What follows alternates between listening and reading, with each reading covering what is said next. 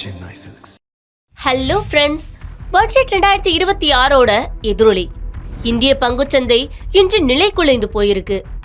ஒரே நாள்ல 6 லட்சம் கோடி ரூபாய் முதலீட்டாளர்களோட பணம் காலி. என்ன நடந்தது? ஏன் இந்த திடீர் வீழ்ச்சி?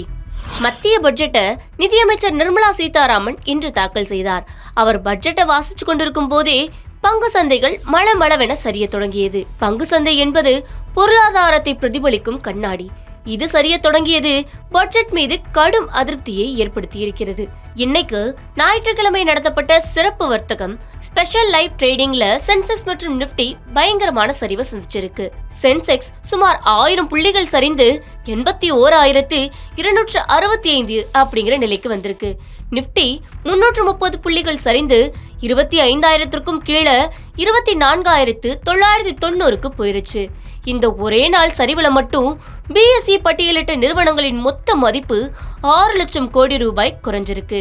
சந்தை சரிவுக்கு முக்கியமான காரணம் பட்ஜெட்ல அறிவிக்கப்பட்ட எஸ்டிடி செக்யூரிட்டிஸ் டிரான்சாக்ஷன்ஸ் டாக்ஸோட உயர்வு தான். அதாவது ஃபியூச்சர்ஸ் அண்ட் ஆப்ஷன்ஸ் F&O வர்த்தகம் செய்யறவங்க இனி அதிக வரி கட்டணும். ஃபியூச்சர்ஸ் 0.02% இருந்து 0.05% வரி உயர்வு செய்யப்பட்டிருக்கு. ஆப்ஷன்ஸ் பிரீமியம்ல 0.10% இருந்து 0.15% வரி உயர்வு செய்யப்பட்டிருக்கு. பங்கு சந்தையில் இன்ட்ராடே வர்த்தகர்கள் என ஒரு பிரிவினர் இருக்கிறார்கள். ஒரு நாளில் பல முறை பங்குகளை வாங்கி விற்பதுதான் இவர்களின் வேலை. இவர்கள் மிகச்சிறிய லாபத்தையே எதிர்பார்க்கிறார்கள். ஆனால் வரி உயர்வு அந்த சிறிய லாபத்தையும் தின்றுவிடும் என்பதால் அவர்கள் வர்த்தகம் செய்வதை குறைத்துக் கொள்வார்கள். இது சந்தையில் பணப்புழக்கத்தை குறைக்கும். இந்த வரி உயர்வினால ட்ரேடிங் செய்யறவங்களுக்கான செலவு அதிகமாகும். இதனால வர்த்தகம் குறையுங்கிற பயத்துல முதலீட்டாளர்கள் பங்குகளை விற்க ஆரம்பிச்சிட்டாங்க. பங்கு சந்தையில நடக்கக்கூடிய அதிகப்படியான சூதாட்ட வகை வர்த்தகத்தை கட்டுப்படுத்த தான் எஸ்டிடிஐ உயர்த்தி இருக்காங்க. ஆனா இது திடீர் மாற்றமா வரும்போது சந்தையில ஒருவித அச்சம் ஏற்பட்டு பெரிய முதலீட்டாளர்கள் பங்குகளை விற்று வெளியேற முற்படுகிறார்கள். இந்த வரி உயர்வு அறிவிப்பால ட்ரேடிங் வால்யூம் குறையும்னு எதிர்பார்க்கப்படுது.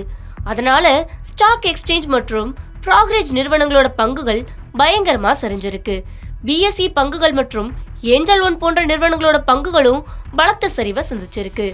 இது மட்டும் இல்லாம ரிலையன்ஸ் 2.5% மற்றும் SBI 5% வரை சரிஞ்சு சந்தையை இன்னும் கீழே இழுத்துட்டு போயிருச்சு.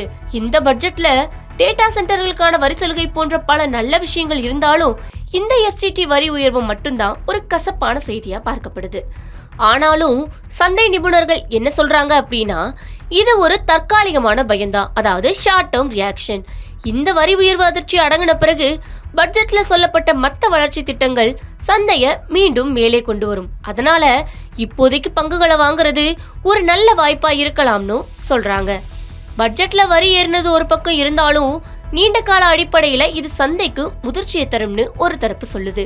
ஆனா இன்னைக்கு 6 லட்சம் கோடி நஷ்டங்கிறது சாதாரண விஷயம் இல்ல.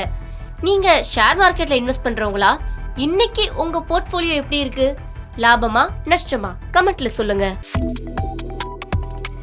Subscribe to One India and never miss an update.